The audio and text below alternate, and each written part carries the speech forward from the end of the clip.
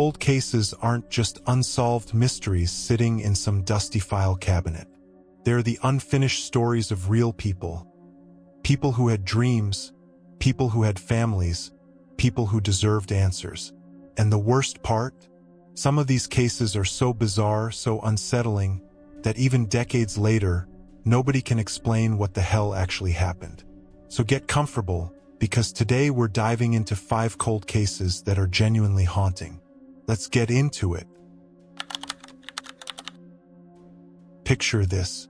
A hot August morning in 1993, deep in the redwood forest of Mendocino, California, a little red Toyota Tercel is just sitting there, wedged in the mud next to a shallow creek, doors hanging open, completely out of place. And what's inside? That's where it gets weird. There are clothes damp, but neatly folded. A wallet, some underwear. The car radio had been completely ripped out. There were small drops of blood on the dashboard, a shredded license, and a bunch of torn-up photographs scattered all over the inside. Every single thing in that car screams foul play, right? But here's where the story takes a turn. That car belonged to 22-year-old Christy Krebs. She worked at a restaurant in Fort Bragg, just 15 minutes away. By all accounts, she lived a pretty normal life with her parents and 2 younger brothers. But the moment her family heard about that car in the forest, they felt a chill, because they'd been here before. 3 years earlier, back in 1990, Christy had gone through something almost identical. After high school, she was working at Round Table Pizza and everyone loved her. But then something shifted. She became obsessed with a married coworker, and one night on April 30th, she just snapped. She got in her car and drove out into the dark countryside with no destination, no plan. Eventually her car got stuck in the mud. She panicked trying to free it, and the car caught fire. She ran. Railroad workers found her wandering the tracks, dazed and mumbling.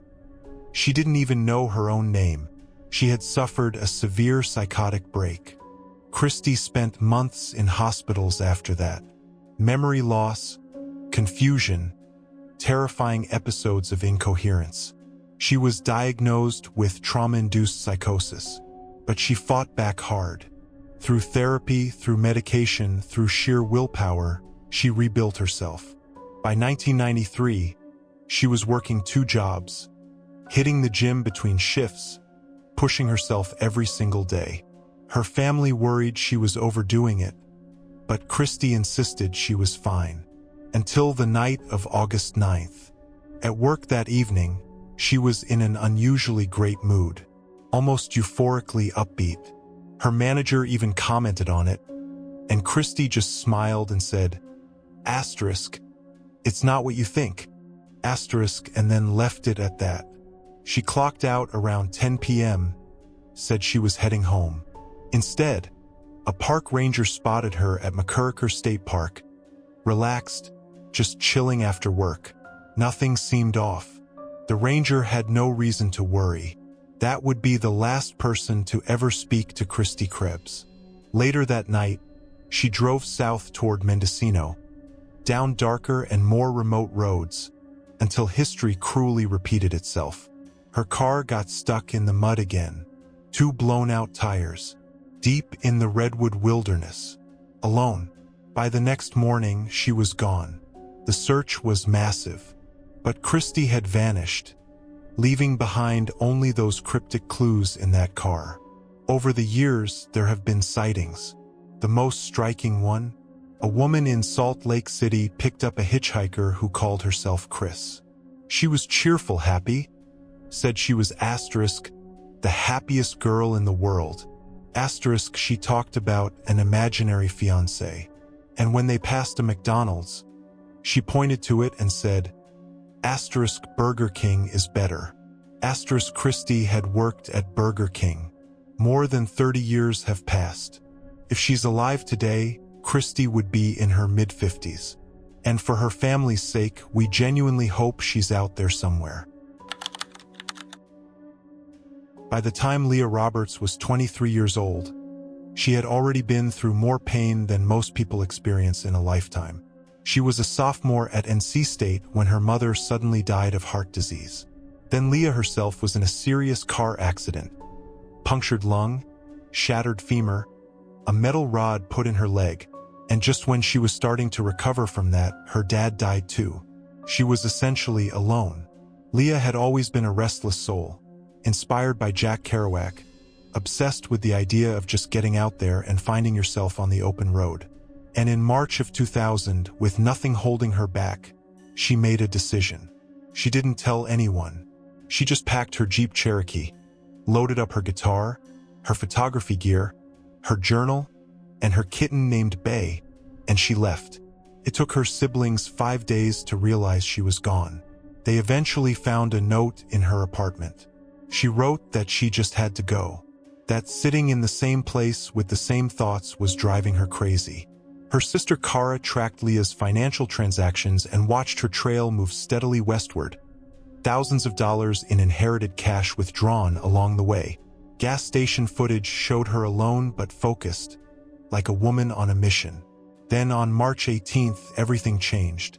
A couple out jogging in Washington State discovered Leah's Jeep Cherokee at the bottom of a steep ravine along Canyon Creek Road. It had rolled multiple times, completely hidden by dense underbrush. But Leah wasn't inside. No blood, no sign anyone had been in the car during the crash. Her passport, cash, guitar, everything, all left behind untouched. But blankets and pillows were hanging in the windows. Someone had been living in that wrecked Jeep, at least for a couple of nights. Witnesses in nearby Bellingham remembered meeting her.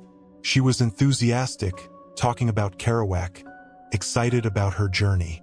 But one witness told a different story. He said Leah left a diner with a mysterious man named Barry. Nobody else remembered seeing Barry. Investigators got suspicious. Then an anonymous caller contacted police saying his wife had seen Leah, disoriented, wandering near a gas station in Everett. Before police could get more information, the caller panicked and hung up. The case went cold. 6 years later, investigators took another look. And this time, they found something disturbing. A wire under the hood of Leah's Jeep had been deliberately severed.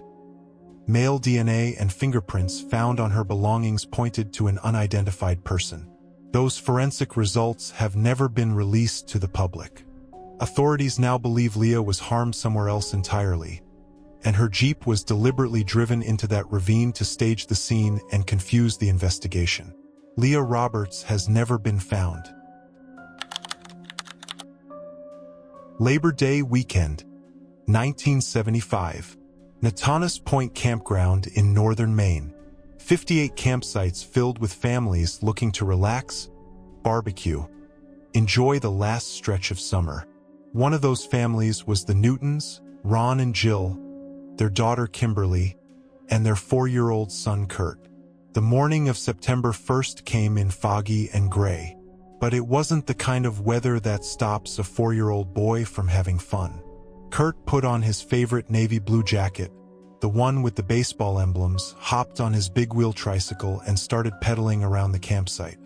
Ron was gathering firewood nearby. Jill headed to the bathhouse to clean Kimberly's muddy sneakers.